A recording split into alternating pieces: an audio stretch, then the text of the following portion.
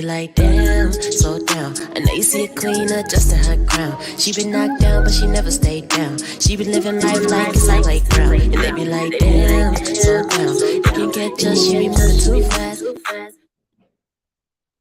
What's up, y'all? Happy what's today, y'all? It's Wednesday. Okay. I should know that because it's Married at First Sight Day. Hey y'all, good evening. Good evening. I hope you guys are just getting settled in or just getting off work. How is your guys' day going? Go ahead and like the live on your way in. And just make sure y'all can hear me. Today we have a 2-for-1 special. I don't know if we should call it. Okay, y'all can hear me. I don't know if we should call it a special, like it's good news, but nonetheless, we are here. Hey Cece, hey Tamika James, hey Tiffany, hey AK, hey Tiangela, hey Tamika Jones. Thank you so much for the $2 super sticker. You're the first one to give me a super sticker. Thank you so much. I appreciate that.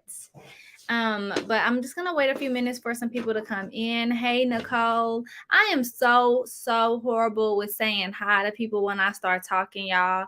I am so sorry. Like when I watched my replay from last night, I was like, oh my God, I legit said hi to like 4 people and started talking. And as you guys come in when I'm actively talking, it's hard for me to actually like stop mid-sentence and say hi to y'all. So mods, thank you guys so much for telling them hi as they come in. I appreciate that, y'all.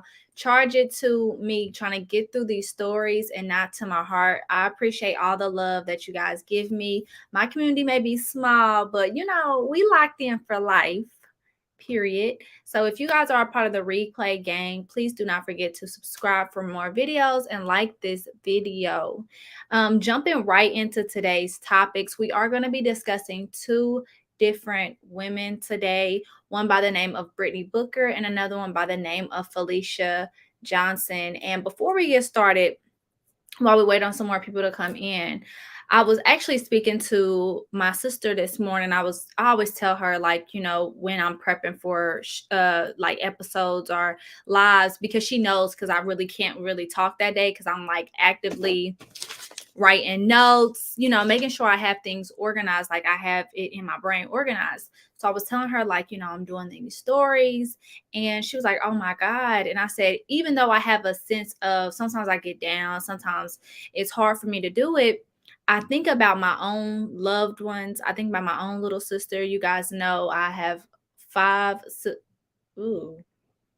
I got 4 sisters, and I'm very close to all of them, and these stories just hit home to me. So before we get started, I want you guys to make sure that you guys are checking on yourselves and checking on your loved ones, man or female, old or young. Just please keep everybody in your prayers. I feel like we are in a time of it's just a lot going on, and I think that it has a lot to do with not only limited resources. A lot of things are very expensive. We were in a panorama, we still are, but we're battling our own little issues in our community, and a lot of times our stories are not told. If they are told, they're told incorrectly, just things of that sort. So when I come on here, I know I cover very, very hard, deep topics, but I know that this is my calling. This is something that I actually love to do, because I want to educate. I want to bring awareness. I want to give voice to the voiceless. And I always want us to know what's going on. Like, a lot of us don't watch the news. A lot of us are not on social media. So I feel like it's only right that I cover these stories. So that was just my little rant before we got started. So first things first, we're going to discuss 30-year-old Brittany Booker. She is actually on my screen, as you guys see. She is a beautiful, beautiful, beautiful woman. She was 30 years old and a mother of 6 from Racine, Wisconsin. Now, her story starts back in February of this year, and it involves a man by the name of Terry Jackson, who is out and wanted. This is the man right here. So her story starts with a friend. And the reason why her story is being talked about is because back on February 20th, Brittany Booker's friend, which was, I assume, maybe a close friend, was dating Terry Jackson. And she had picked Terry up from Chicago, Illinois, because he had a court date in Racine, Wisconsin. Once she picked him up on the 20th, he was actually driving her vehicle with her in order to go to court. He never made it to court because he pulled over while they were driving and began to unfortunately beat Brittany's friend. It is alleged that the assault went on for hours. He cut her face with a box cutter. He tried to poke her eyes out. He punched her numerous times in her upper body, like in her chest area and to her face. And he never made it to court. So once he never made it to court, he was due for court on the 22nd of February. He was actually out. A warrant was out on his for his arrest. The friend of hers was actually in the hospital when the initial complaint started on the 21st. So immediately after the assault, she was, of course, taken to the hospital. The next day, she took herself and she did list the assault and the complaint. Terry Jackson was nowhere to be found after he viciously attacked this unnamed woman. Fast forward on the 27th, Brittany, which is the friend, the lady on the screen, and her friend, and Brittany's 2-year-old daughter actually went to the house where Jackson stayed to get Brittany's friend's belongings. While they were trying to get the belongings, Jackson actually came through the back door and began to attack Brittany's friend with a hammer. Brittany, while holding her daughter, attempted to call the police, but she was unfortunately attacked as well with the hammer, and both of them actually suffered um, injuries to their head from the hammer. Both of them actually had to get staples in their head. And when the police actually came, because Brittany's friend was able to get loose and run to a nearby parlor to get help. When the police came, of course, Terry Jackson was nowhere to be found, but Brittany Booker was lying unconscious, going in and out of consciousness on the ground. I'm not sure where the 2-year-old daughter was, but I do not think that Terry Jackson hurt her. He only hurt Brittany and her friend. So with this being said, of course, this mother of 6, she was simply just there to help her friend get the belongings. Of course, she did not think that Terry Jackson or he would pop up, hence why she had her 2-year-old daughter. It was supposed to be something that was going to be quick in and out. So for them to suffer this type of abuse in that quick statement, they are fearful for their lives. Both of them fortunately made it out. They were both alive. Now, I want to give you guys a little backstory until we get to what just happened on the 24th. Once both of them recovered, I'm not sure what went on with the friend, but Brittany Booker was able to make a full recovery. While she was recovering, and there was a lot of what I would call like conversation in and out of the community regarding Terry Jackson and her friend. They were basically saying that Terry Jackson attacked the friend because the friend was cheating, the friend was doing this, that, and the third. So Brittany Booker actually did make a Facebook status during this time after her recovery, because he was still at large, shall I add. He was still at large, but I think that this brings light to just tell you guys exactly what they were up against. Brittany Booker made this Facebook status March 5th. She said, "I have not publicly spoke on this, but anybody who want to defend a man," she's speaking of Terry, "that beat me and my friend with a hammer need to unfriend me now. I had my damn daughter in my arms the first couple of hits. I did not do anything to him. I didn't even touch him. He attacked me and said, 'Bitch, you not calling the police on me,' and hit me and even chased me while I knocked on doors begging them to help me. I could be dead right now. My friend could be dead right now. All y'all stories and what y'all heard need to cut it. It was never because she cheated either. It don't even matter with it doesn't even matter what anybody did. Once a man picked up a hammer and left me with a concussion and over 20 staples in my head and a fractured skull with a small bleed, on my brain. He literally left us for dead. Y'all can go the fuck to hell. I swear to God. Y'all make it so hard to not speak on things these days. F y'all. And I was like, I was blown away when I actually saw that Facebook status, because I was like, not that we are in this day and age where y'all are trying to find reasons for why someone would do what they did. Some things does not need a reason. Some things does not even if you have a reason, it doesn't condone it, like she said. It doesn't matter what this lady did to him. He assaulted her on the 20th while he was driving, and then he doubled back while she was trying to leave the situation, take all of her belongings, and he beat her and her friend with a hammer. I couldn't even imagine what that felt like to your head. But there is a army of angels that had to be surrounding them to be able to bring them through this, especially for her to have her daughter in her arms. So I think that just, for me, it spoke volumes, like, oh my God, she was attacked with a hammer. She had to get staples, but she was able to walk away. This picture that is on the screen was after February. So that just shows you guys she really made a full recovery. She is beautiful. Not that that matters, but I believe, and I'm going to always speak my truth when I do these stories. I believe that God protects the worthy. Period, point blank. And he brought her full circle and he brought her through. Now, does darkness take over? Yes. So he protected her. He protected the friend. And she was just caught in the wrong place at the wrong time trying to help someone that she loved. And it's not far off from what people are remembering her by. So let me just go ahead and fast forward to April 23rd. Of course, Terry Jackson was still at large. No one really knew where he was. That there is allegations. The police is saying that they have been tirelessly looking for him since February up until April 23rd.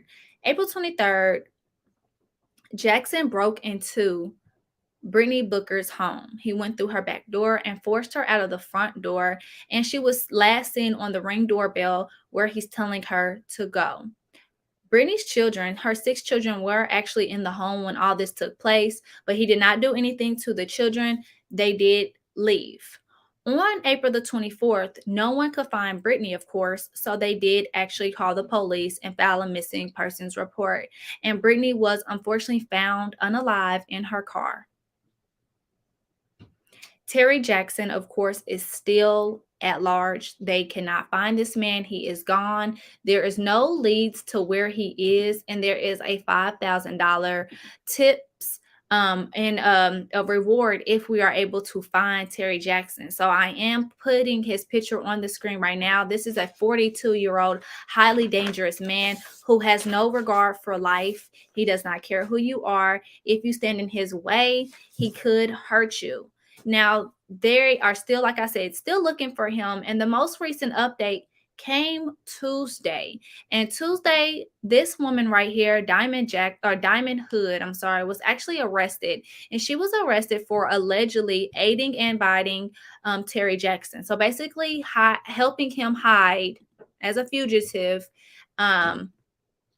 after he committed these heinous crimes. He is being charged with 11 counts, and that does date back from the assault that he did to February up until now. And it's just like a really, really sad story that this man, he said verbatim that he was not going back to jail. And I think he thought that by taking Brittany Booker's life, that was going to somehow get him to, I'm sorry, I got my window open because it's hot. And somebody is playing some rap music. Hey, Nia, I saw you in my chat yesterday. I'm so sorry I did not get to say hi. Hi, Nia. But back to the story. I'm sorry, you guys. He said that he was not going back to jail. So he took the life of Brittany Booker. Brittany Booker, like I told you guys, is a mother of 6. She has 6 children. Her youngest was 2. The little girl that was in her arms when she was first attacked. The children are not doing well because, of course, they love and they miss their mother. They are raising money with a GoFundMe right now to help cover expenses to care for her children, but money is not going to bring her back. Now, this story I really wanted to talk about because a lot of people had things to say in regards to Brittany Booker and how great she was. And then a lot of people on social media wanted to say wanted to point out why it's highly dangerous to get involved in domestic violence disputes when it pertains to loved ones and friends, like whoever it is. And I really want to know your thoughts about this. If you guys are a part of the replay gang, let me know how you guys feel about this. I have been in situations where my loved ones have been in domestic violence situations, and all I can say is you never know what you're going to do until you're in that situation. I have been the friend that has kept secrets for my friends who gotten abused. I've been that loved one who told. I have been that loved one that tried to help people move out. So I have been in these situations, and it's really hard to know what's the right thing to do, because if you don't step in, if Brittany, say for instance, didn't step in and help her friend move, her friend could have lost her life and Brittany could have felt bad. If she did help her, they both could have lost their life. Like, it's never an easy answer to these type of situations. More so, we need to bring awareness to just domestic violence and learning that it's not okay. No way, shape, or form, verbal, physical, emotional abuse is abuse. It is not okay. And if you are for any reason in a situation where you feel like you are being a victim of being abused, I am going to link a number in my description box after this live so you can get help. My prayers are to Brittany Booker's family and her 6 children. This is not going to be easy at all. Brittany Booker was a daddy's girl. Her father was on the news, just, hurt and crying. And, he asked, why would you take my love? Like, why would you take my heart from me? Referring to Terry Jackson. And like, I'm going to show his picture one more time, but he is still at large. He has not been found.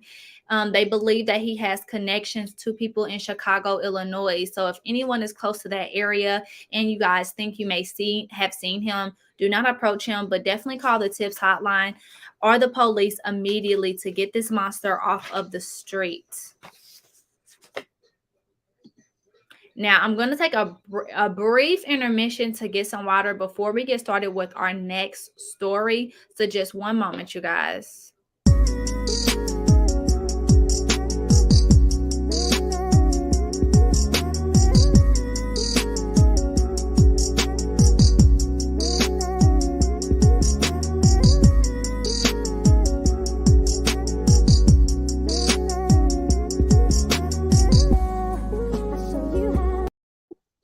Okay, brief. I told you I was going to be brief. Told you I was not going to be long. I promise. So the next story that we're actually going to cover is going to be about 24-year-old Felicia Johnson.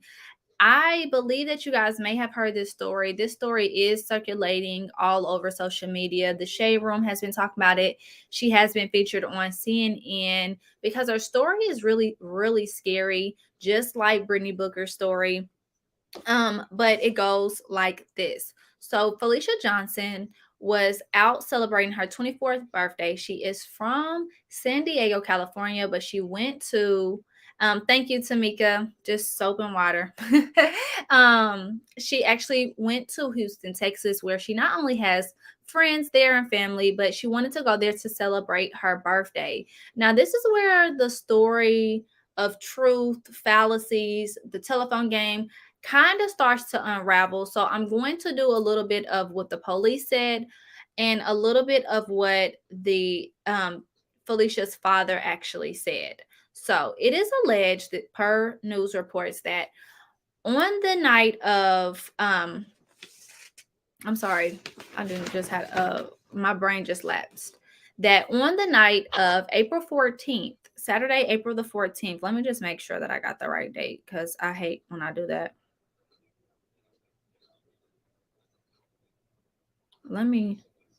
Sorry, I thought I had my notes pulled up.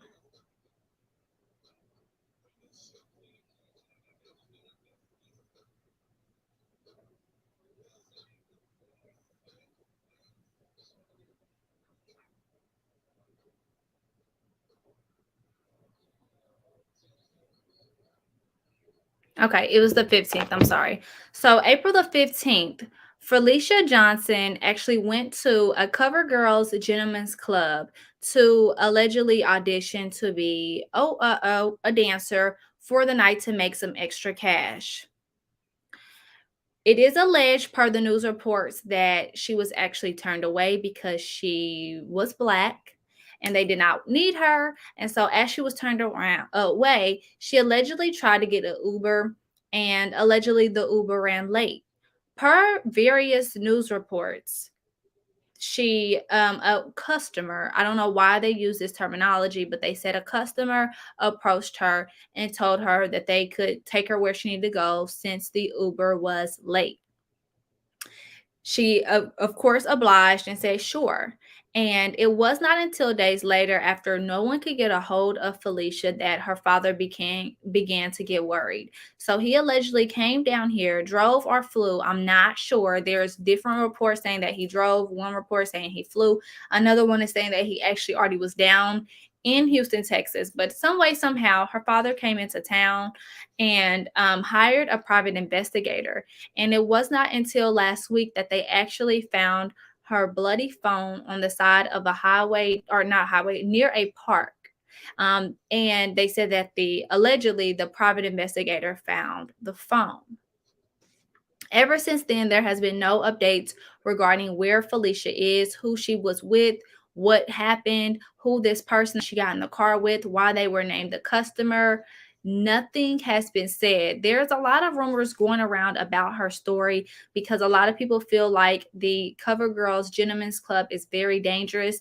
There is alleged multiple women that have went missing from this club, Black women, white women, you name it. They are, of course, saying allegations such as sex trafficking. You guys know that is, people make it seem like this is just something that you throw out, but this is actually very serious. I live in a town where sex trafficking is really high because we live by a lot of highways. So you are able to abduct people and just go straight on the road.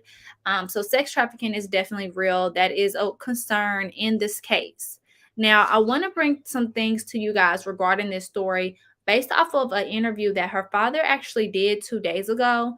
I'm going to link the interview in my description box after my live.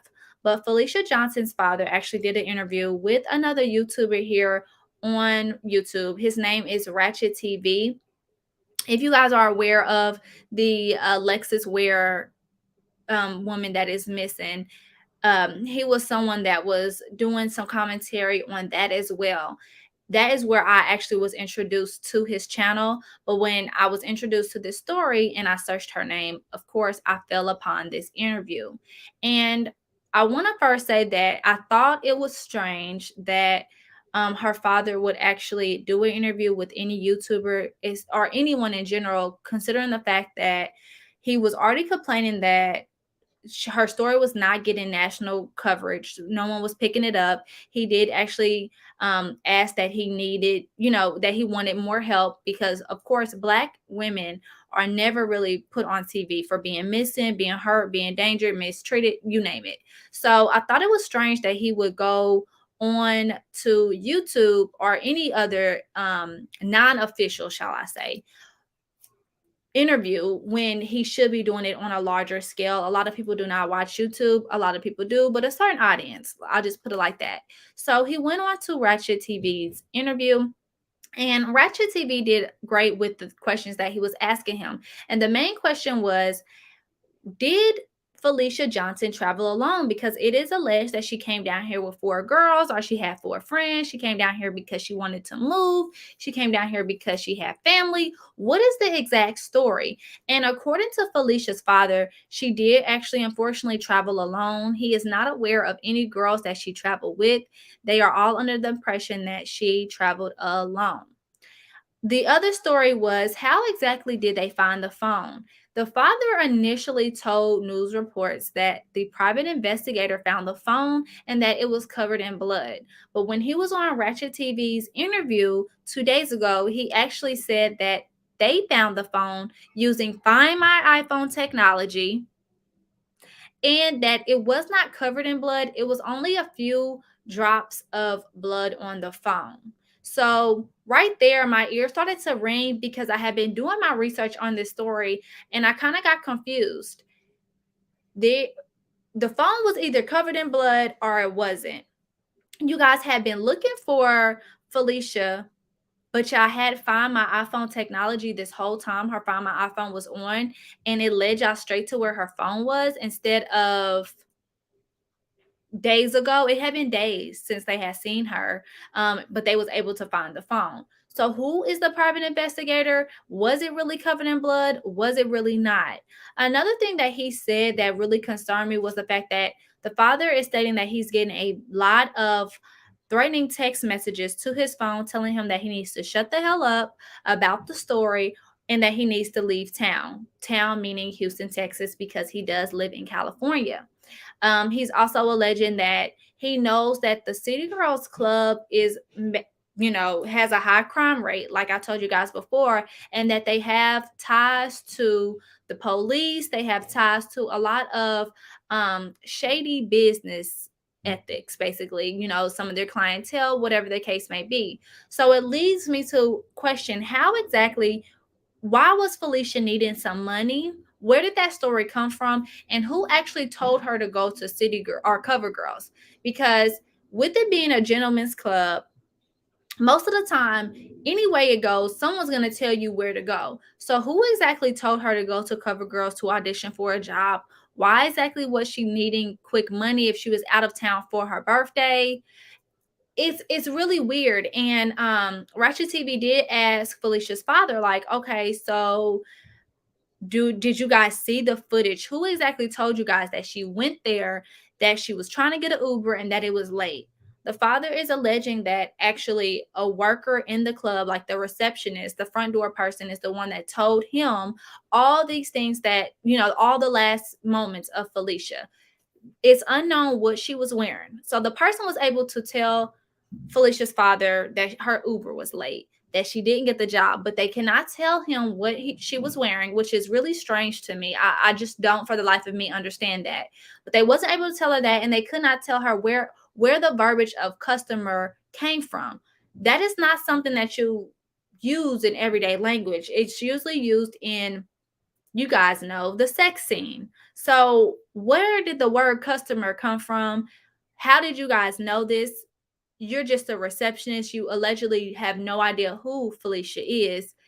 It's all strange. And now she's just poof, gone into thin air. Also, there is a lot of fake accounts that's going around impersonating Felicia as if she's still here. There are undercover sites for, sex, that is messaging people with her photo saying that she's not missing, that this is her. It's a lot of strange things that is going around. And this is not the first woman to have went missing under these weird circumstances. And when I say woman, I mean Black woman that has went missing under these weird circumstances. Alexis Ware was another woman that just went missing and no one can find her. She was also a dancer. And it is a lot more women that are just coming up missing. Now, the father is saying that he's not going to give up the fight and looking for her. He's going to continue to get her story out there. My only concern is that he needs to be consistent with his story. He, already said that he's not trying to upset the local authorities because he wants them to do their job. The FBI is allegedly helping in this case. But like I said, my only worry is that his story is not consistent. I'm not sure if it's not consistent or if the news outlets are changing it, but I hope that someone can divvy down into really retracing her last steps, down to the hotel that she was staying in, down to the friends that she was with or the family that she was with, because none of it makes sense as to why you immediately hire a private investigator. None of it makes sense as to how she got to Cover Girls to make some money, even though she was only down here for a birthday trip. Those loose ends definitely need to be answered to. And I feel like when we do these stories about missing women, we have to be very, very accurate with our words and accurate with the story that we're telling, because we, like myself and maybe Ratchet TV and other YouTubers, we are using your guys' words to help spread the word. But we have questions just like anybody else will have questions like, well, who said it was a customer? Where did that come from? Who said she was auditioning? Where did that come from? Who said she needs money? Where did that come from? well, it came from the father, but then it was switched from the father. So I wanted to add these two stories on the docket and give you guys this information and let you guys know that I'm going to continue to follow the story for Felicia Johnson as well as Brittany Booker. Hopefully we can find Terry Jackson as soon as possible for what he did to Brittany Booker in Racine, Wisconsin. And hopefully we can get some updates on really where Felicia Johnson is and who she was really last seen with and where this word customer came from.